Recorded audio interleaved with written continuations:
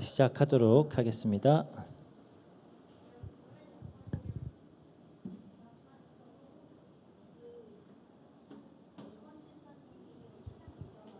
지금 몸이 아파서 못 하겠어요.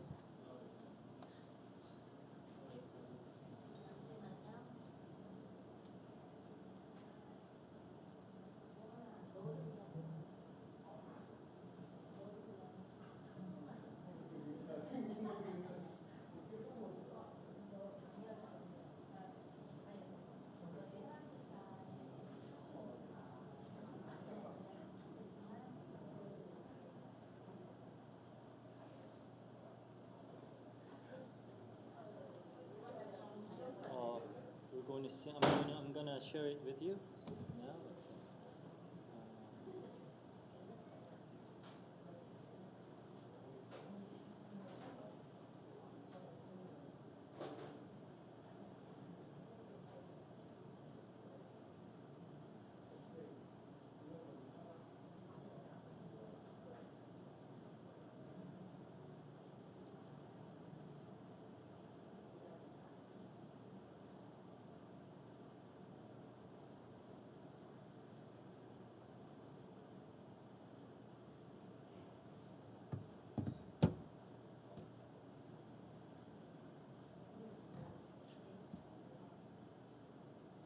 이게 너무 늦어지는데.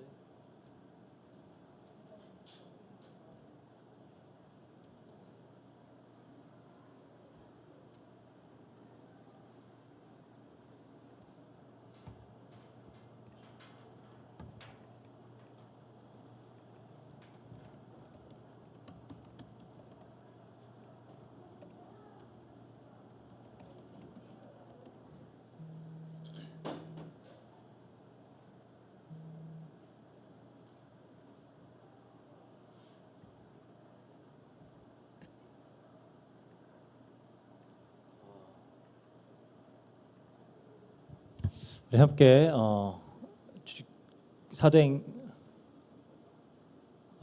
사도신경 고백하고 우리 또 예배 시작하도록 하겠습니다. 다 같이 기도하겠습니다. 전능하사 천지를 만드신 하나님을 내가 믿사오며 그 외아들 우리 주 예수 그리스도를 믿사오니 성령으로 잉태하사 동정녀 마리에게 나시고 본디오 빌라도에게 고난을 받으사 십자가에 못 박혀 죽으시고 장사한 지 사흘 만에 죽은 자 가운데 살아나며 죽은 자를 심판하러 오시니라. 성령을 믿사오며 거룩한 공예와 성도가 서로 교통하는 것과 죄를 사해 주시는 것과 몸이 다시 사는 것과 영원히 사는 것을 믿사옵나이다. 아멘. 찬송가 393쪽 오신실 하신 주 함께 찬양하겠습니다.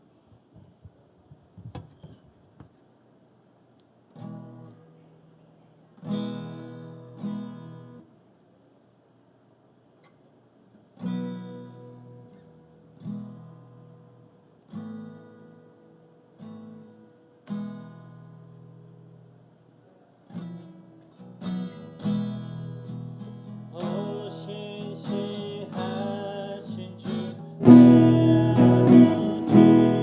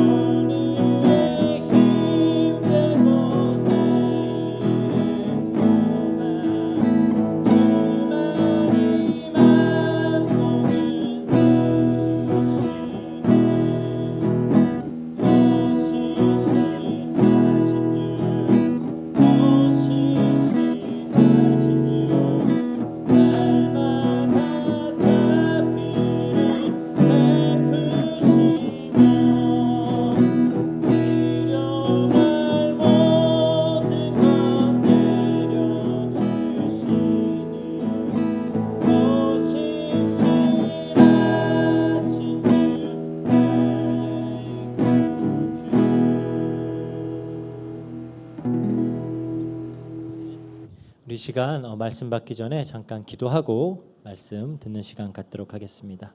기도하겠습니다.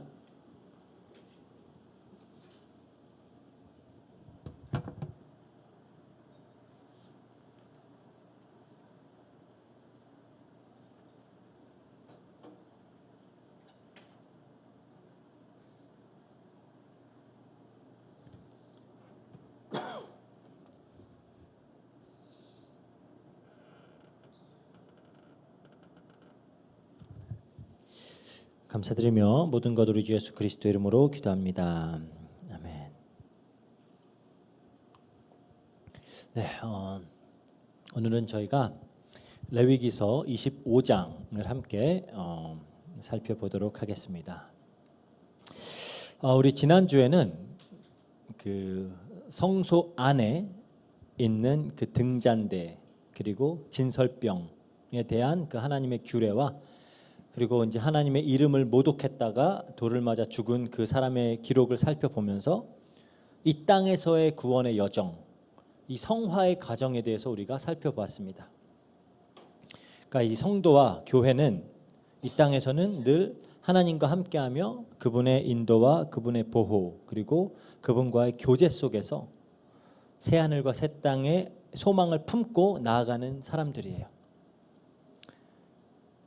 이렇게 우리가 이제 봄절기를 통해서 하나님께서 그리스도를 통해 이미 이루신 구원을 받고요. 가을절기를 통해서 하나님께서 반드시 이루어내실 그 구원을 보았다면 성소를 살펴보면서 이제 우리는 하나님이 이루어 나가시는 현재 진행형의 구원을 우리가 함께 살펴보았던 겁니다. 지난주죠. 그리고 이 모든 것이 하나님의 언약 안에서 그리스도를 통해서 이루어진다라는 사실을 우리가 이제 명확하게 볼 수 있었어요. 그리고 이제 25장으로 넘어가서 우리는 다시 한번 이 거룩한 때, 거룩한 시간에 대한 이야기들을 다루게 되는데 좀 차이가 있어요. 지금까지 기록들을 읽어보면 모든 거룩한 때와 거룩한 시간은 그 성막 중심으로만 머문다라는 느낌이 들었는데 이번 25장에서의 거룩한 때라는 개념은 이제 그 영역이 확장되어 나갑니다. 그 이스라엘 백성들은 이 안식년과 또 안식일과 이 매년 돌아오는 이 절기들 속에서 이 시간마저도 하나님께 속해 있고 그 시간의 어떤 흐름도 하나님의 어떤 구원의 역사를 나타내고 있구나 이거를 배웠죠. 하지만 오늘 본문에서 그 하나님께서 제정하신 거룩한 시간들은 종교적인 의미만을 갖는 것이 아니에요. 이거는 이제 우리의 삶의 질서와 어떤 경제 구조, 우리 매일매일의 삶, 그 영역에까지 이 의미가 이제 확장되어 나가고 있습니다. 그래서 레위기 25장은 단순히 종교적인 규례가 아니라 하나님 나라의 가치, 그 하나님 나라의 방식, 그것으로 재편된 그런 삶의 질서와 또 노동과 경제의 질서 이런 것들이 담겨져 있습니다. 그래서 거룩이라는 건 종교에만 머무는 게 아니라는 거죠. 거룩은 종교에만 머무는 것이 아니라 우리의 삶의 모든 영역으로 흘러나가야 된다라는 거예요. 그래서 성소에서 우리의 삶으로 우리 예배, 하나님 사랑에서 인간 관계로, 이웃 사랑으로, 교회에서 사회로 이렇게 흘러나가야 된다라는 겁니다. 이게 흘러나간다라는 게 우리가 세상을 정복시키고 세상을 다 변화시켰다 그런 의미가 아니에요. 그래서 우리가 본문에 이제 들어가기 앞서서 좀 이런 질문들을 해볼 수가 있어요. 하나님의 거룩이 내 삶의 현실 속으로 들어온다면 내 일상은 어떻게 달라질까? 그렇죠? 하나님의 나라의 질서가 이 세상 속으로 들어온다면 그 모습은 어떠할까? 더 나아가서 우리가 이런 질문도 해볼 수 있죠. 최종적으로 완성된 하나님의 나라, 새 하늘과 새 땅은 어떤 모습일까? 본문의 내용들이 이제 이러한 질문들의 힌트를 주고 있다라고 볼 수가 있습니다. 자, 본문으로 한번 들어가 볼게요. 1절에서 7절은 이제 매년 매 7년마다 찾아오는 안식년에 대한 규례예요. 안식년, 안식일이 있으면 안식년이 있습니다. 내용은 굉장히 간단해요. 6년 동안 밭을 파종하고 포도원도 가꾸고 소출을 거두고 농사를 하지만 7년째가 되면은 땅을 쉬게 하라는 거예요. 1년 동안. 이게 굉장히 흥미로운 게 이 명령을 받았던 시점이 이스라엘 백성들이 출애굽한 지 아직 1년 정도밖에 안 됐을 때입니다. 아직 시내산 밑에 있고 광야 여정을 아직 시작하지도 않았어요. 아직 40년 정도 더 광야 생활을 해야만 가나안 땅에 들어가게 되는데, 그런데 하나님은 이미 가나안 땅에 들어간 후에 어떻게 살아야 하는지를 지금 말씀하고 계시는 겁니다. 그러니까 만약 가나안에 들어가면을 얘기하는 게 아니라 내가 너희에게 주는 땅에 들어간 후에 이렇게 말하죠. 그러니까 들어가는 건 당연하다. 너희들은 반드시 들어가게 될 것인데 들어가게 되면 이렇게 살아라 라고 지금 말씀하고 계시는 거예요. 아직 이스라엘에게는 아주 꽤나 먼 미래의 일입니다. 하지만 하나님은 그 미래를 현재의 믿음으로 살라고 가르치는 거예요. 그 미래를 지금 현재로 가지고 그것을 믿고 살아가라는 거죠. 그래서 믿음은 바라는 것들의 실상이고 보이지 않는 것들의 증거다 그러죠. 이거는 이제 하나님의 신실하심과 그 언약의 확실성을 보여주는 거죠. 동시에 또 우리 안식년과 희년 규례는 그런 단순한 행동 지침이 아니라 그 하나님 나라의 백성들의 삶의 원리를 보여줍니다. 하나님 나라 백성들은 어떻게 살아가야 하는지. 그러니까 아직 가나안 땅에 들어가지도 않았지만 반드시 그곳에 들어갈 사람들이기 때문에 그 들어갈 땅에서의 원리로 지금을 살아내라는 거예요. 그러니까 우리가 천국 백성이면은 영원히 천국에 갈 존재들이면 지금도 천국 백성처럼 살라는 겁니다. 그래서 아직 농사도 짓지 않았고 아직 수확을 거두어 본 적도 없는 이스라엘 백성들에게 마치 이미 충분히 거두어서 안식에 들어간 삶, 그것부터 가르쳐 주시는 거예요. 그래서 7년이 되면은 땅을 쉬게 해라라고 명령을 하시는 겁니다. 그리고 그래서 7년째가 되면 1년 동안 농사를 다 쉬는 거예요. 안 해요. 그리고 이미 추수를 한 후에 그냥 자연스럽게 자라는 것들, 그거는 거두지도 말고 가꾸지도 말아라 그래요. 그러면 당연히 이제 드는 질문이, 그럼 7년째는 어떻게 먹고 살아? 라는 생각이 들죠. 하나님은 안식년 동안 인위적인 노동으로 추수하는 것이 아닌 자연적으로 맺히는 열매들은 따 먹어도 된다라고 허락을 하셨고요. 또 특별히 축복을 주어서 6째 해에는 그 전해죠. 3년 동안 쓰기에 족한 소출을 주실 것이다 라고 약속을 하셨어요. 그러니까 3년이니까 6째 해 양식이 있고요. 그리고 안식년, 그 7년째 노동 없이도 먹을 수 있는 만큼의 양식.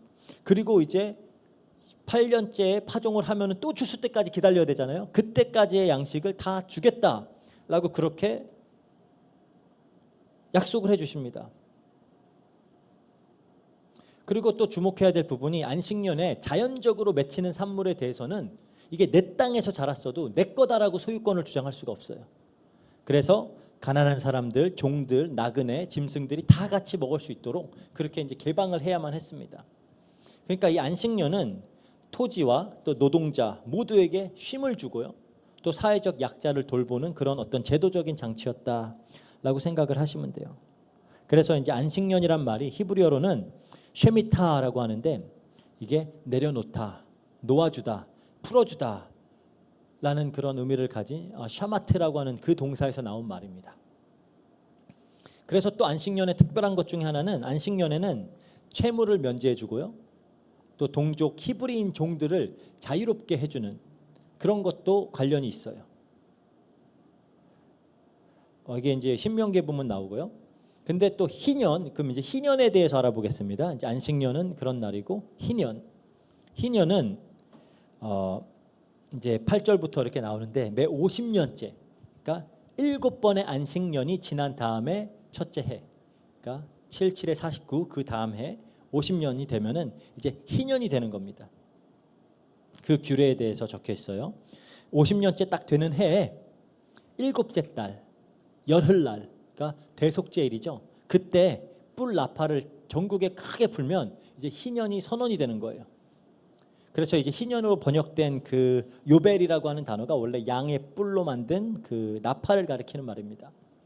이 나팔 소리와 함께 이제 시작이 된다라고 해서 그렇게 유래가 됐고요. 그럼 희년은 뭐 하는 날이냐? 10절에 보면 이렇게 말합니다. 너희는 50년째 해를 거룩하게 하여 그 땅에 있는 모든 주민을 위하여 자유를 공포하라. 이 해는 너희에게 희년이니 너희는 각각 자기의 소유지로 돌아가며 각각 자기의 가족들에게 돌아갈지며. 그래요. 그러니까 이 희년의 핵심 규정은 땅과 사람의 원상복귀, 회복입니다. 무슨 말이냐? 원래 이스라엘 각 지파들은 그 지파들과 가문들에게 분배되었던 토지가 다 있어요. 그렇죠? 가나안 땅에 들어가면서 하나님이 12지파를 나누고 토지들을 지파별로 다 분배를 하셨습니다. 하지만 어떤 이제 살다 보면은 경제적인 문제들이 생기다 보니까 내 땅을 팔아 버려야 되는 사건 상황들이 올 수도 있고요. 그리고 내가 이제 너무 어려워져 가지고 남의 밑에 들어가서 종노릇 해야 되는 그런 상황들이 오잖아요. 근데 50년이 되면 그걸 다 원상복귀, 다시 리셋시키는 거예요. 그게 희년입니다. 그래서 희년이 오면 모든 게 다 회복이 되는 겁니다. 처음에 가나안에 들어가서 지파별로 분배받았던 그 상태로 다 리셋이 되는 거예요. 그러니까 땅을 다 팔았어도 줬어도 남들에게 뺏겼어도 다시 다 나에게로 돌아와요.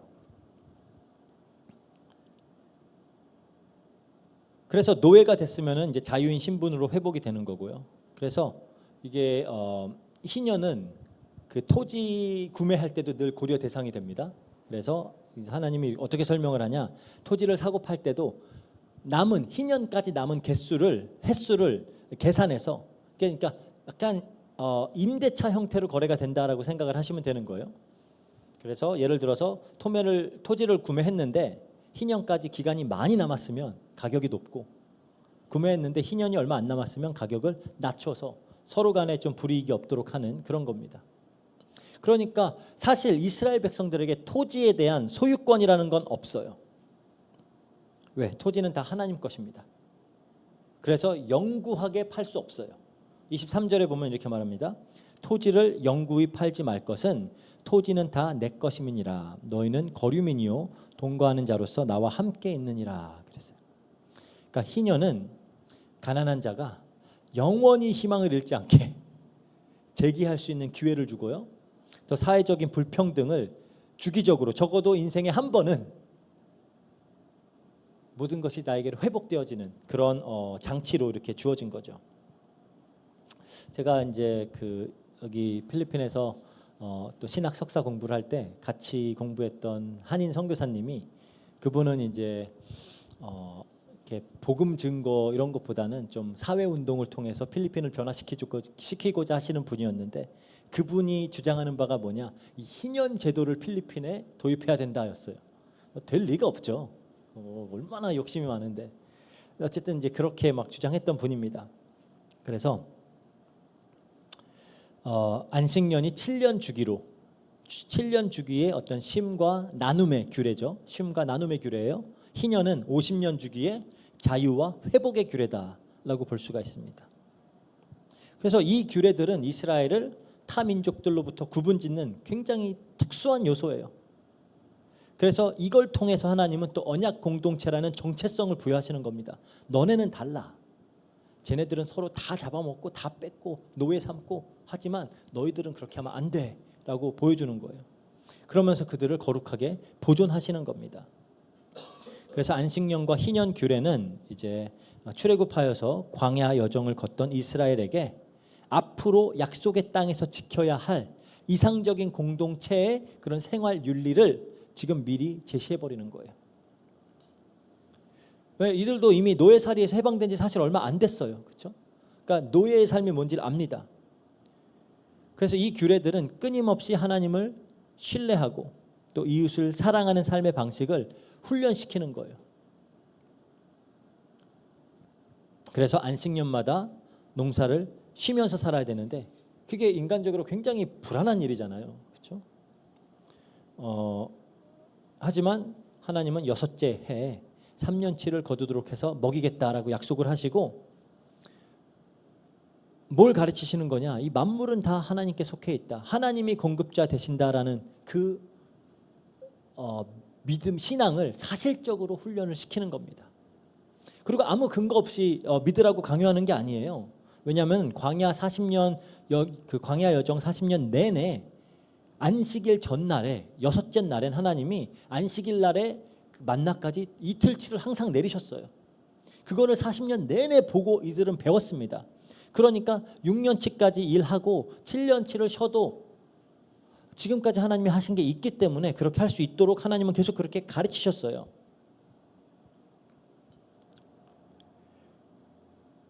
그래서 이스라엘은 그렇게 하나님의 주권을 인정하고 하나님의 공급을 신뢰하고 이웃을 사랑하고 배려하는 그런 모습으로 그렇게 하나님의 영광을 드러내는 그런 나라가 되어야 했던 거죠. 하지만 안타깝게도 가나안 정착 이후에 이스라엘의 역사 기록을 보면 안식년과 희년 규례를 한 번도 실천하지 않았습니다. 대부분의 학자들이 그렇게 이해를 해요. 역사상 이스라엘의 역사상 단 한 번도 안식년과 희년을 제대로 시행하지 못했다. 그러니까 못 믿은 거죠, 하나님을. 그러니까 안식년을 지킨다라는 건 1년의 농사를 1년의 경작을 포기하는 것이기 때문에 아마 어려웠겠죠. 그래서 실제로 우리가 열왕기하 36장을 보면 남유다가 바벨론에 잡혀갔을 때 그 땅이 490년 동안 지키지 못했던 그 안식년에 해당하는 70년을 보상받은 것이다. 그렇게 설명을 해요. 그러니까 70년 노예 생활이 70년 동안 바벨론으로 끌려가서 땅이 쉴 수밖에 없었잖아요. 그게 490년 동안 이스라엘이 단 한 번도 희년을 지키지 않은 거. 70씩 나눠 이제 7로 나눠서 70년 그거 하나님이 다 챙기신 거다. 그렇게 이렇게 또 성경은 기록을 하고 있습니다. 그래서 아마 이 사건은 이스라엘이 하나님의 법을 소홀히 한 결과가 어떤 것이다 보여주는 거죠. 그래서 안식년과 희년의 규례가 그냥 단순한 어떤 이상이 아니라 이거는 율법적인 의무이자 또 어떤 도덕적인 교훈이었습니다. 이게 후대에게 각인이 되는 거예요. 그리고 희년 같은 경우는 물론 광범위하게 지켜졌다라는 증거는 없습니다. 하지만 뭐 이사야서나 그런 이사야서를 보면 그런 희년의 이미지를 빌려서 그런 포로된 자에게 해방의 은혜의 해를 선포하는 그런 메시지는 나오고요. 또 나중에 느헤미야를 살펴보면은 포로기 이후에 이제 공동체가 서로 빚을 면제해주고 종을 좀 해방시켜주는 좀 그런 원칙을 부분적으로 그렇게 실행하려고 애썼던 장면들은 느헤미야서를 보면 나옵니다. 그래서 우리가 이제 이게 희년과 안식년의 규례인데, 그럼 지금까지 우리가 공부했던 레위기의 모든 제도들, 모든 규례들이 다 그렇듯이 안식년과 희년 역시 예수 그리스도와 그분이 이루실 구원의 사역을 예표한다라고 볼 수 있어요. 그러니까 안식년과 희년 규례도 그런 언약적인 그림자죠. 그래서 이게 이제 신약 시대가 오고 나서 예수님께서 오고 나서는 더 이상 우리에게 요구되어지는 율법적인 의무는 아닙니다. 그러니까 우리도 그럼 6년 일하고 1년은 쉬어야 돼? 아니에요. 우리 안 해도 돼요. 이거는 그림자였고 예표였고 그리스도에서 성취가 됐습니다. 그래서 예수 그리스도께서 오셔서 희년과 안식년을 성취하셨기 때문이에요. 예수님이 이 땅에 오셔서 이제 공생애 공적인 사역을 시작하시면서 처음으로 하셨던 설교에서 이사야서 61장 이제 1절 2절을 인용하면서 그 희년이 담고 있는 그 참된 자유와 회복이 성취됐다라고 선포를 하세요. 그게 누가복음 4장 18절 19절입니다. 예수님이 이게 예수님 첫 설교예요. 뭐라고 하시냐? 주의 성령이 내게 임하셨으니 이는 가난한 자에게 복음을 전하게 하시려고 내게 기름을 부으시고 나를 보내사 포로된 자에게 자유를 눈먼 자에게 다시 보게 함을 전파하며 눌린 자를 자유롭게 하고 주의 은혜의 해를 전파하게 하려 하심이라 하였더라. 그러면서 나중에 뭐라 그래? 이 글이 이게 이사야서를 인용하는 겁니다. 이 글이 너희 귀에 응하였다라고 딱 선언을 해보세요. 성취됐다라는 거예요. 여기서 은혜의 해라는 말이 희년입니다. 은혜의 해, 희년. 즉 예수님 자신이 하나님의 약속이신 그 희년을 성취하러 왔다라고 밝히시는 거예요. 그러니까 마치 예수님이 내가 곧 희년이야 라고 하는 거예요. 그리고 이 말씀이 지금 내 안에서 너희 안에 너희에게 이루어졌다라고 지금 선언을 하시는 겁니다. 그래서 실제로 예수님은 공생의 기간 동안에 가난한 자들, 병든 자들, 죄인들 자유케 하셨죠. 그리고 참된 안식과 회복을 주셨어요. 그래서 그 희년의 은혜를 몸소 베푸셨습니다.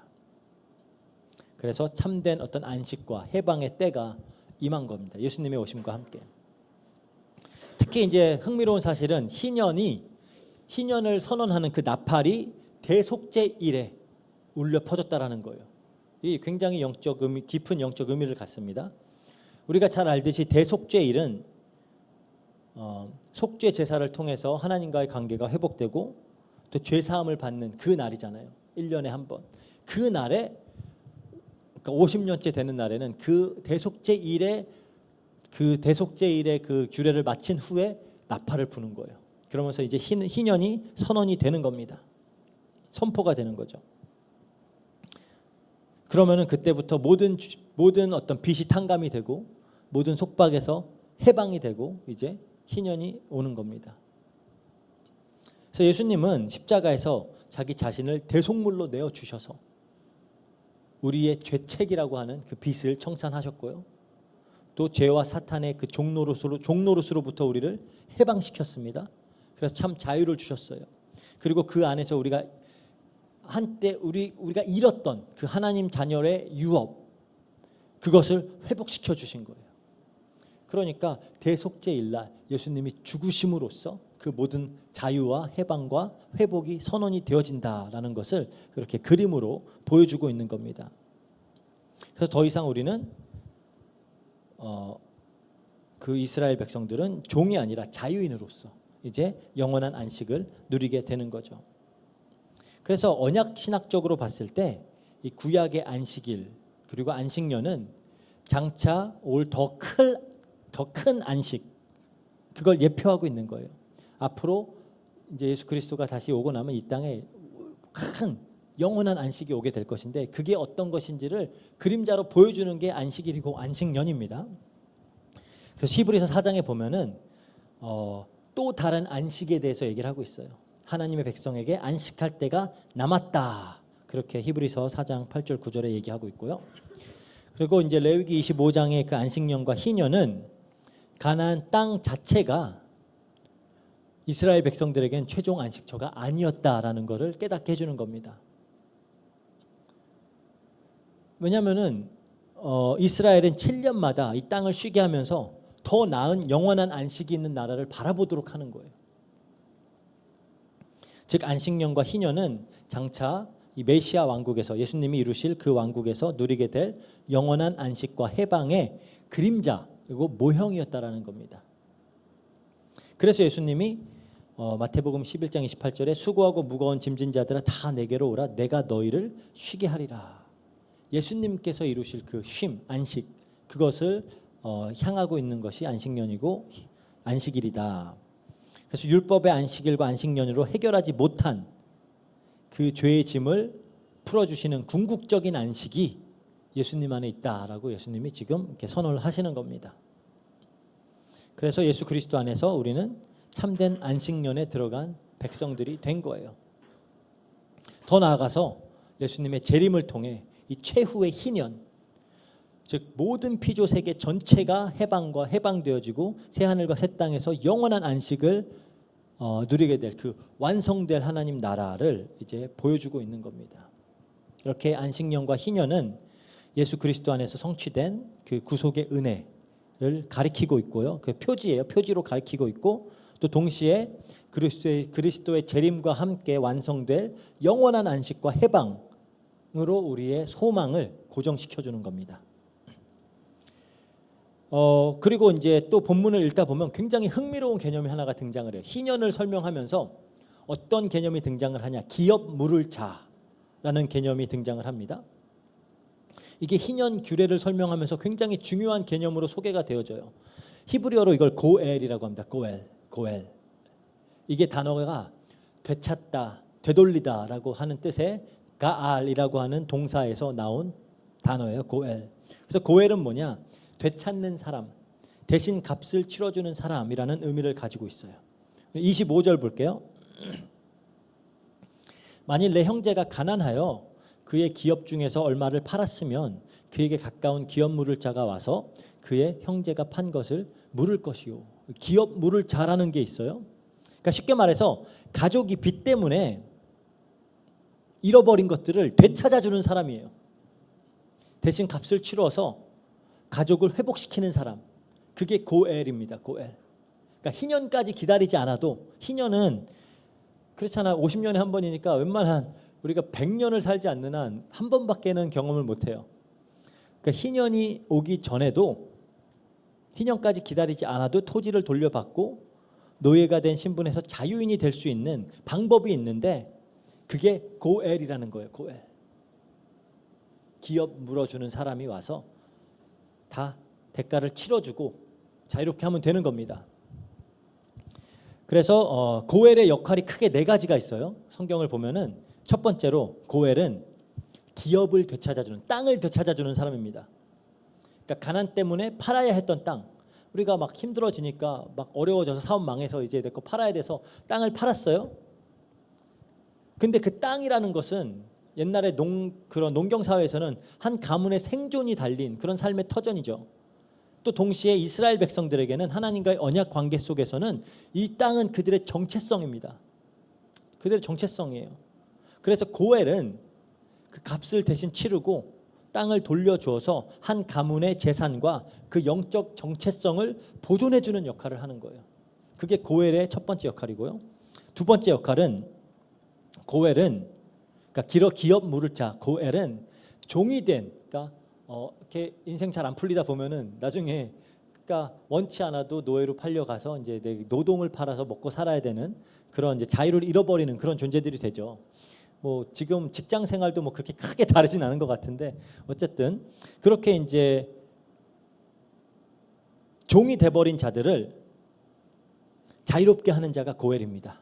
그러니까 나의 형제가 빚 때문에 자기 자신을 종으로 팔았으면은 고엘이 가서 대신 값을 치러줘서 그를 해방시켜주는 거예요. 그래서 하나님은 이스라엘 백성들이 영원히 사람의 종으로 남지 않도록 가문의 누군가가 반드시 그를 되찾아야 된다, 그렇게 명령을 하신 거예요. 그리고 셋째로 고엘의 역할은 피의 복수입니다. 그게 무슨 말이냐? 민수기 35장에 나오는데 고엘은 살해된 가족을 대신해서 공의를 세우는 역할을 하는 거예요. 그러니까 성경에 보면은 뭐 눈에는 눈, 뭐 이에는 이, 그러니까 살인을 저지르면 죽어야 되거든요. 그 아무나 그냥 가서 돌로 때려 죽이라는 게 아닙니다. 다 재판을 거치고 나서 고엘, 그 대신 그 원수를 갚아줄 수 있는 그 사람이 고엘이에요. 그래서 그 고엘을 피해, 또 나중에 부지 중에 살인을 저질렀을 경우에는 그 고엘을 피해 가지고 도피성으로 이렇게 도망갈 수 있게 또 그런 제도도 나중에 나오죠. 어쨌든 그래서 하나님께서 공동체 안에서 질서 있게 공의를 실행하는 방법 중에 하나가 고엘을 통해서였습니다. 그러니까 살인한 자를 아무나 돌로 쳐서, 아무나 돌 들고 그냥 쳐 죽이는 게 되는 게 아니라 법정의 재판을 받고, 그리고 나서 고엘에 의해서 이것이 이제 시행이 되는 겁니다. 그게 세 번째 고엘의 역할이에요. 그리고 마지막으로 고엘은 가문을 이어주는 자입니다. 어떤 의미에서냐? 만약에 형제가 죽었는데 자녀가 없어요. 그러면은 그 고엘이 그 과부된 자를 맞아서 아들을 낳아주는 거예요. 그래서 그 죽은 형제의 이름을 이어가게 하는 겁니다.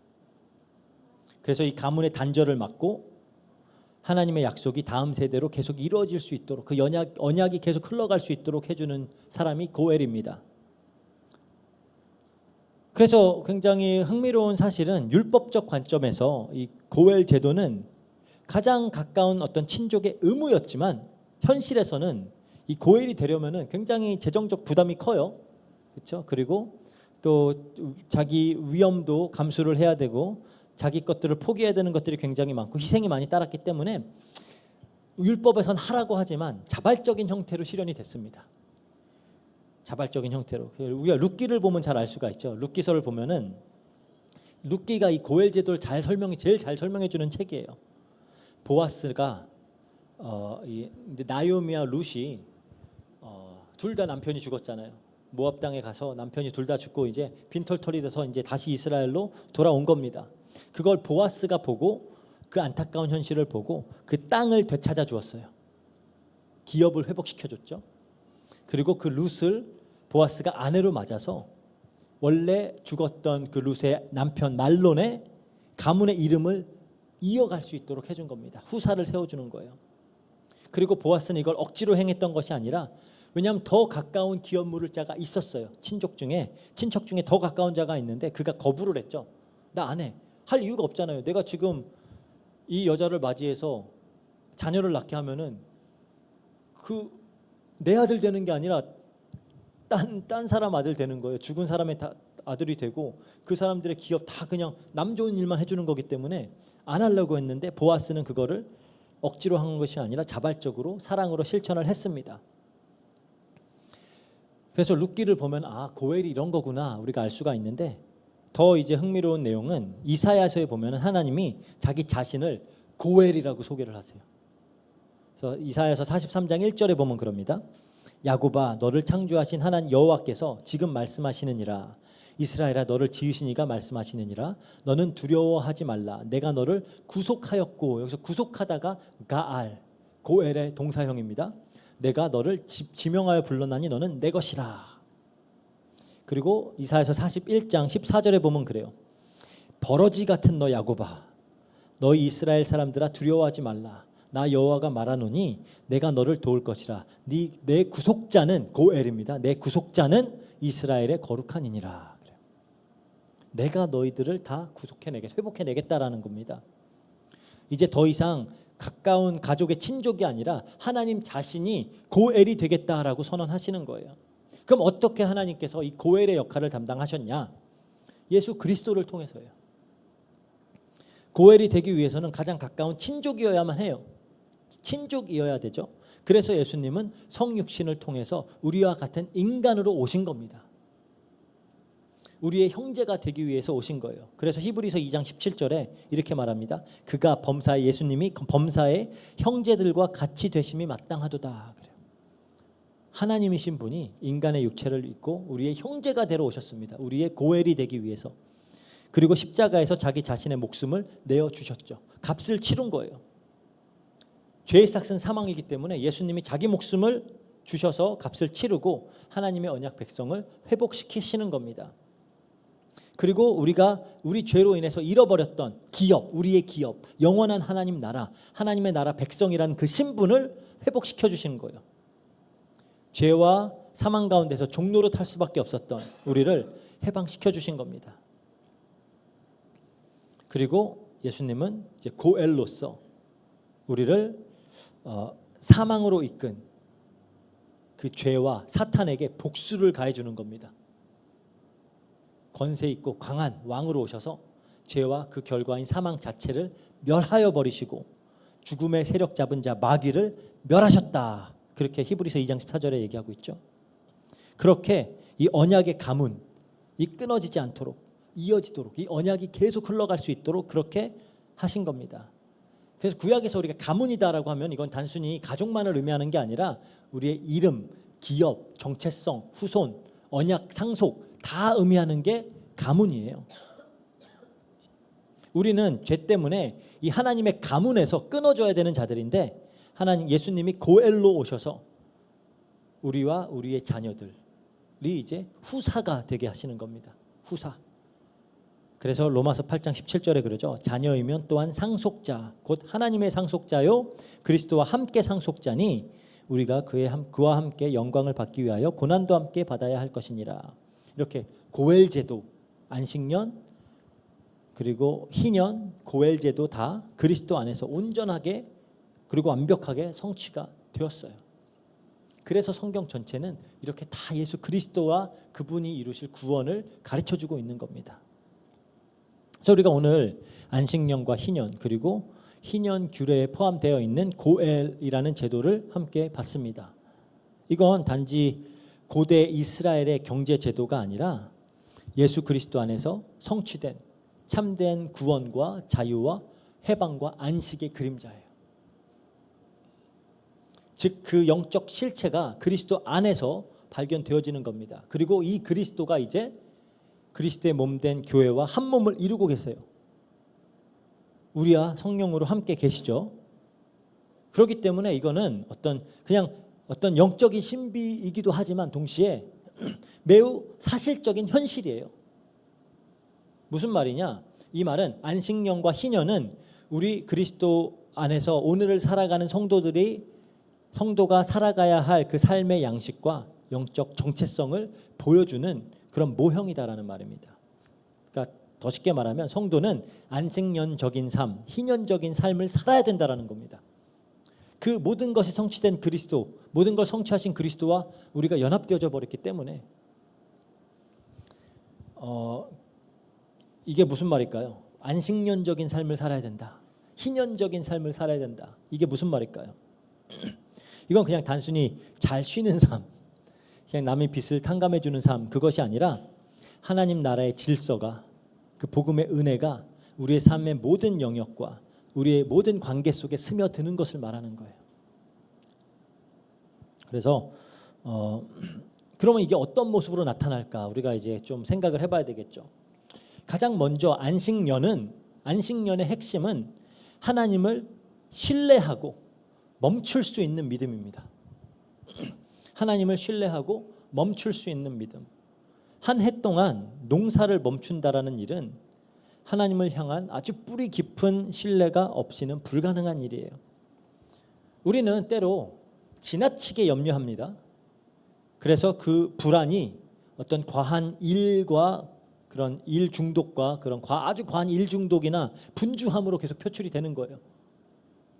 지나치게 염려를 하다 보니까. 그러니까 쉴 수가 없는 겁니다. 하나님을 신뢰하지 못하니까 모든 일에 지나친 통제 성향을 보여요. 왜? 하나님께 맡길 수가 없는 거예요. 다 내가 어떻게든 내 뜻대로 해야 되기 때문에. 그러니까 내 뜻대로 일이 되지 않을 때 굉장히 큰 스트레스를 받습니다. 그리고 안타깝게도 이런 굉장한 이런 과로와 경쟁의 삶, 성취와 성과만을 위한 그 삶에 우리가 너무나 지쳐 있어요. 그런데도 쉬지는 못하는 겁니다. 안식년적인 삶이란 뭐냐? 이때 하나님을 신뢰할 수 있는 겁니다. 하나님을 신뢰하고 하나님의 주권과 하나님의 선하심과 하나님이 공급하실 것임을 신뢰하고 멈출 수 있는 삶입니다. 그러니까 멈추라는 게 그냥 아무것도 하지 말고 그냥 이제 쉬어, 일 때려쳐, 그게 그 얘기를 하는 게 아닙니다. 분주한 삶에 밀려서 제대로 못하고 있던 하나님과의 교제, 그 예배, 하나님과의 관계 회복하라는 겁니다. 이게 머리로는 계산이 잘 안 나오죠. 이게 맨날 주일날 이렇게 교회 나가가지고 말이 되겠어? 그때 내가 이것도 하고 이것도 하고 이것도 해갖고 이렇게 많이 모으고 이루어놔야지. 1년 동안 농사를 안 짓는다는 게 이게 말이 돼? 머리로는 계산이 나오지 않아요. 하지만 하나님을 신뢰하고 우선순위를 회복하는, 그게 굉장히 중요하다라는 거죠. 이게 신앙생활을 하면서 이가 굉장히 또 잘 못하는 부분이기도 해요. 하나님을 신뢰하지 못하고 하나님의 공급을 신뢰하지 못하고. 제가 이제 지난 한 주간 동안 계속 일주일 내내 우리 그 페이스 아카데미의 그 대외 협력 담당하시는 분하고 이제 전국을 돌면서 여러 학교와 교회들을 방문하면서 굉장히 대화를 굉장히 많이 나눴는데, 계속하는 고백이 뭐냐? 그분도 뭐 이제 63세, 64세 되시는 분인데 자기는 평생 동안 하나님을 신뢰했고 하나님의 공급을 체험하면서 살았다라는 거예요. 계산은 안 나온다라는 겁니다. 근데 저도 제 삶을 돌아보면 그래요. 내가 뭐 계산한 대로 되지도 않고 내가 뭐 그렇게 끌어모으려고 하는 만큼 모아지지도 않는데, 그렇다고 하나님을 신뢰하고 하나님 일하면서 계산해보면 안 맞는 일들을 하고 있는데 하나님은 계속 채워나가시거든요. 하지만 우리가 그것을 이제 믿지 못하는 경우가 굉장히 많다라는 거죠. 또 이 안식년에 중요한 게 있는데요. 안식년의 정신 중에 중요한 것 중에 하나는 나눔입니다. 나눔. 왜? 안식년의 그 소사는 내 밭에서 나왔다라고 하더라도 모두의 몫이에요. 내 밭인데, 근데 이때는 내가 일을 하면 안 되잖아요. 하나님께서 나게 하시는 것이기 때문에 모두의 몫입니다. 가난한 자, 나그네, 일꾼, 짐승까지도 함께 먹을 수 있도록 했던 거예요. 그러니까 우리가 이거를 실천할 수 있으려면 반드시 또 회복해야 되는 것이 뭐냐? 청지기 정신이라는 거예요. 청지기 정신. 하나님은 분명 땅은 다 내 것이다 라고 하나님께서 선언하셨어요. 하나님이 만든 거잖아요. 하나님이 주신 거잖아요. 마찬가지로 우리의 소유, 우리의 재능, 우리의 시간도 다 하나님 겁니다. 하나님이 우리에게 주셨어요. 청지기는 뭐 하는 사람이냐? 맡겨진 것을, 우리에게 맡겨진, 하나님이 맡기셨는데 그것을 주인의 뜻대로 잘 사용하는 자가 청지기예요. 근데 우리가 주인의 소유를 마치 내 것이라고 착각하면서 집착을 하게 되면은 그때부터 문제가 생기는 겁니다. 우리 주인 되신 하나님이 나의 시간과 나의 재능과 나의 물질과 나의 모든 것을 주신 그 하나님이 이웃을 사랑하래요. 그게 하나님의 뜻이래요. 그럼 우리에게 주어진 걸 갖고 우리는 그걸 하면 되는 겁니다. 근데 그거 잘 못하죠. 그래서 안식년적인 삶이란 내 시간과 내 재능과 내 자원을 이웃을 사랑하고 섬기기 위해 나누는 것을 의미합니다. 에베소서 보면은 사도 바울이 열심히 일하라 그래요. 일 안 하고 먹는 거 그거는 버려지, 그건 절대 안 되고. 근데 왜 네 두 손으로 열심히 일을 하라고 하냐? 그걸 가지고 남들에게 나눌 수 있기 위해서예요. 잔뜩 쌓아두기 위해서가 아니라. 그래서 초대교회가 이 정신을 계승을 해서 그 소유를 통용하고 구제와 나눔을 멈추지 않았죠. 이게 성경 예수님이 말하는 하늘의 보물을 쌓는 삶입니다. 그리고 우리가 안식년적 삶뿐만 아니라 희년적 삶, 그것도 우리가 실천을 해야 돼요. 왜냐? 희년은 복음의 청사진이에요. 이건 모든 주민에게 자유를 공포하는 날이죠. 그럼 우리는 자유로운가? 우리가 좀 생각을 해봐야 됩니다. 혹시 나는 어떤 죄책감에 붙잡혀 있지는 않는가? 어떤 중독에 빠져 있지는 않는가? 어떤 과거의 상처나 실패에 매여 있지는 않는가? 그리고 그런 것들로 내 자신을 규정하고 있지는 않는가? 요즘 특히 오전에도 잠깐 얘기했지만 그런 뭐 심리학 이런 거 보면 요즘 뭐가 그렇게 디스오더라 그러죠. 그 정상적인 사람이 하나도 없어요. 뭐 조금만 좀 사람이 격한 감정을 느낄 수도 있는 거고, 가끔씩 우울할 수도 있는 거고, 살다 보면 어려운 일이 있는 거고, 과거에 안 좋았던 일들이 떠오를 수도 있는 거고, 그거 뭐 다 그러면서 우리는 우리 살아가면서 할 일들을 해 나가면서 살고 가 있는 거잖아요. 근데 마치 그런 게 있으면 안 되는 것처럼. 그래서 별의별 뭐 질병들과 뭐 이름들과 막 의학 용어들이 막 나오면서 이제는 다 나는 ADHD고 뭐 나는 뭐 우울증이고 나는 뭐 정신분열증이고 나는 뭐고 막 해가지고 정상이 뭔지를 모르겠어요. 이제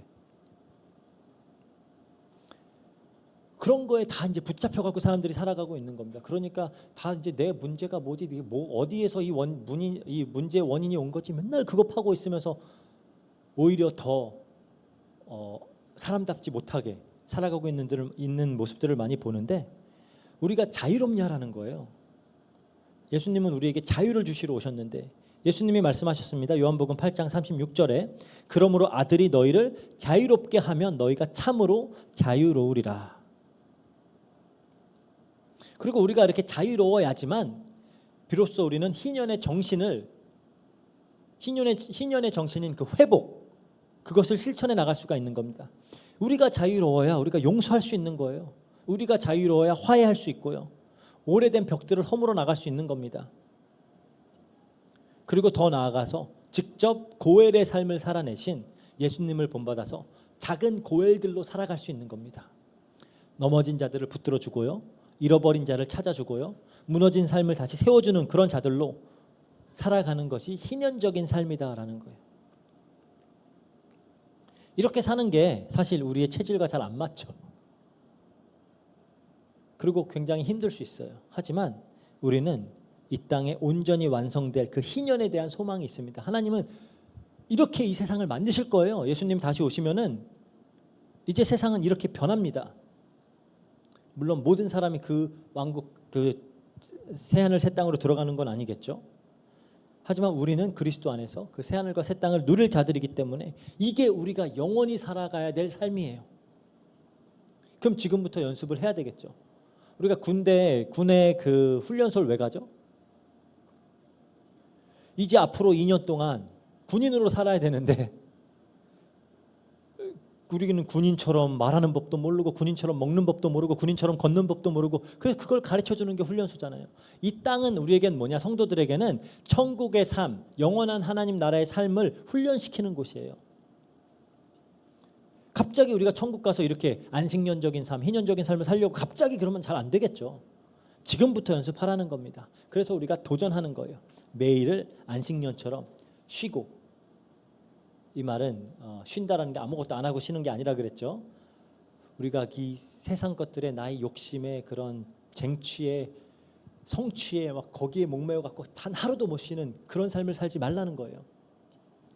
쉴 수 있고 베풀 수 있고 희년처럼 자유로우면서 나는 남들도 회복시키는 그런 삶을 사는 우리 로고스 교회 성도님들 되시기를 주의 이름으로 축복합니다. 기도하고 마치겠습니다. 사랑과 은혜가 풍성하신 하나님 아버지 감사합니다. 말씀을 통해서 안식년과 희년과 이 고엘이라는 제도 속에 숨겨져 있는 그 복음의 축복을 다시 한번 우리가 파헤치며 깊이 깨달을 수 있도록 허락하시니 감사합니다. 그리고 이것이 단순히 어떤 구약 성경에 나오는 고대 이스라엘을 위한 규정이 아닌 또 우리가 삶을 살아가야 될 방식임을 다시 한번 깨닫게 하시니 감사합니다. 하나님, 우리가 이 안식년적인 삶, 희년적인 삶, 작은 고엘로서의 삶을 살아가며 하나님께 영광을 돌리고 이 땅에 하나님 나라를 증거할 수 있도록 주님께서 역사해 주세요. 감사드리며 모든 것 우리 주 예수 그리스도 이름으로 기도합니다. 아멘. 네. 간단하게 광고합니다. 뭐 이번엔 특별한 광고는 없고요. 이제 연말이 되면서 또 뭐 여러 분주한 일들이 있을 거예요. 이럴 때 우리가 또 우선순위 놓치지 않고 하나님과 또 교제하면서 또 예배 축복을 누리면서 한 해를 잘 마무리하고 또 새로운 한 해를 잘 준비했으면 좋겠습니다. 계속해서 우리가 올해 늘 기도해왔던 우리 가족 복음화 또 우리 위에서 기도하면서 또 함께 우리 로고스 교회가 가족들이 함께 예배드리고 함께 믿음 안에 성장하는 그런 교회 될 수 있도록 기도했으면 좋겠습니다. 이상입니다. 우리 주기도문으로 주기도문으로 예배 마치겠습니다. 기도하겠습니다. 하늘에 계신 우리 아버지여, 이름이 거룩히 여김을 받으시오며 나라의 마옵시며 뜻이 하늘에서 이룬 것 같이 땅에서도 이루어지이다. 오늘날 우리에게 일용할 양식을 주옵시고 우리가 우리에게 죄진 자를 사하여 준 것 같이 우리 죄를 사하여 주옵시고 우리를 시험에 들게 하지 마옵시고 다만 악에서 구하옵소서. 대개 나라와 권세와 영광이 아버지께 영원히 있사옵나이다. 아멘. 네, 예배 마치겠습니다.